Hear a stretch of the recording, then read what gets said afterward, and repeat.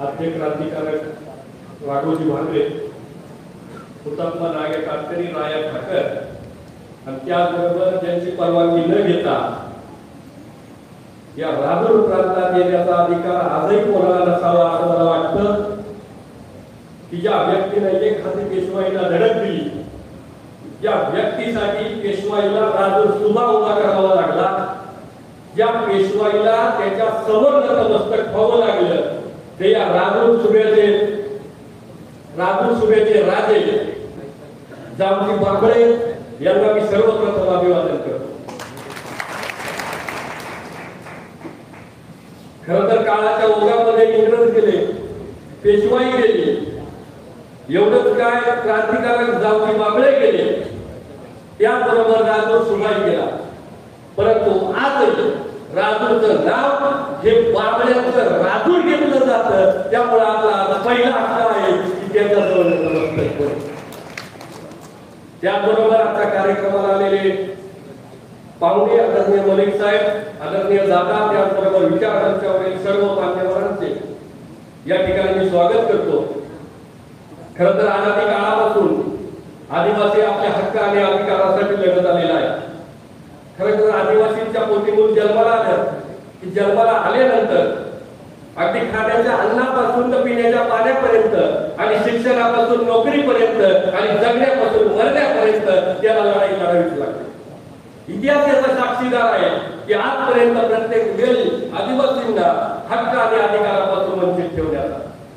ज्या ज्या वेळेला आपण हे हक्क अधिकार मागितले त्या वेळेला यांना आपण आपल्या बंडाची ताकद दाखवली, परंतु त्याही प्रत्येक वेळेला इथल्या समाज व्यवस्थेने आजही आपल्या पोटाला फक्त पानं सुटलेली आहे. आदिवासीला आजपर्यंत कोणताच अधिकार न वाटता न भांडता न बोलता मिळालाय असं मला आज वाटत नाही आणि आजच्याही काळामध्ये तो आपल्याला मिळेल असं मला वाटत नाही.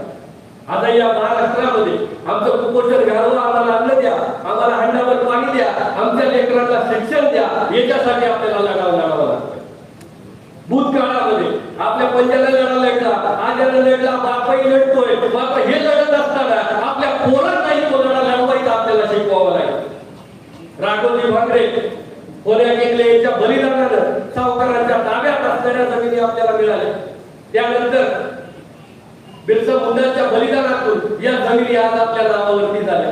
त्याचबरोबर त्यांच्या बाबा भिलांच्या बलिदानामधून जंगलाचे अधिकार मिळाले आणि असंख्य क्रांतिकारकांच्या बलिदानातून 25वी अनुसूची पेसा हा आज आपल्याला मिळालेला आहे. मला एवढंच सांगायचं आहे की प्रत्येक वेळी आदिवासींचा प्रश्न सोडवण्यासाठी आदिवासींना बंड करावं लागलं. मात्र हे बंड जोपर्यंत सामाजिक बंड बनून उभं राहत नाही तोपर्यंत आदिवासींना एकही अधिकार मिळाला नाही आणि आजही सामाजिक बंड उभं राहत नाही तोपर्यंत आपल्याला अधिकार मिळणार नाही. आजची वेळ ही सामाजिक बंड उभं करण्याची आहे, जे बंड आपल्याला उभं करावं लागेल. स्वातंत्र्य आधी आपल्याला आपले हक्क मागण्यासाठी आदिवासींना बंड करावं लागलं. हे बंड करत असताना हत्यार हाती घ्यावं लागलं आणि हत्यार हाती घेतलेल्याला बंडकरी व्हावं लागलं. मात्र आज तशी परिस्थिती नाही. कालचे प्रश्न वेगळे होते, आजचे प्रश्न वेगळे आहेत आणि तेच प्रश्न सोडवण्याचा मार्ग देखील वेगळा आहे. आज बंडकरी होण्याची गरज नाही, कारण या देशामध्ये संविधान लागू आहे आणि मला अभिमान वाटतो या देशामध्ये कोणाचाही संविधानावर विश्वास नसेल, या सर्वांपेक्षा अधिक संविधानाला मानला जातो आणि त्या संविधानावर विश्वास ठेवून आपल्याला इथून पुढची लढाई लढावी लागेल. हक्क आणि अधिकारासाठी भांडावं लागेल, बोलावं लागेल, वेळ पडली तर हात सरसावून सर्वांच्या समोर उभं राहावं लागेल. मात्र या हक्क अधिकार मिळवत असताना जे हक्क आणि अधिकार आपल्या क्रांतिकारक राघोजी भांगरेंनी त्यांच्या मामानी आणि या प्रत्येक क्रांतिकारकानं स्वतःचं बलिदान देऊन तुमच्या पदरामध्ये टाकले, ते हक्क आणि अधिकार आधी आपल्याला दाखवावे लागतील. ते हक्क अधिकार आपल्याला टिकवावे लागतील. मिळवण्यापेक्षा जे आपल्या पदरात आहे ते टिकवणं हे अत्यंत महत्वाचं आहे. नाहीतर अनेक कुत्री ही लाड काढत आपल्या ताटाकडे बघत बसलेली आहे. आज या क्रांतिकारकांनी स्वतःचा जीव देऊन आपल्या ताटामध्ये ते टाकले, ते ताटामधलं आपल्या स्वतःसाठी खाणं, इतरांच्या तोंडाला लागू न देणं ही आपली सर्वात पहिली जबाबदारी आहे.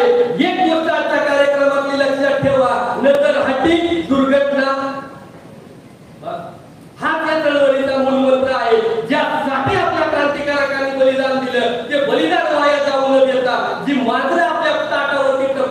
त्यांना त्यांची जागा दाखवून देणं हे आपलं काम आहे. हीच त्या क्रांतिकारकांना अभिवादन आहे आणि ते सगळे अभिवादन निश्चितपणे करा, कारण ही क्रांतिकारकांची भूमी आहे, राघोजी भांगरेंची भूमी आहे.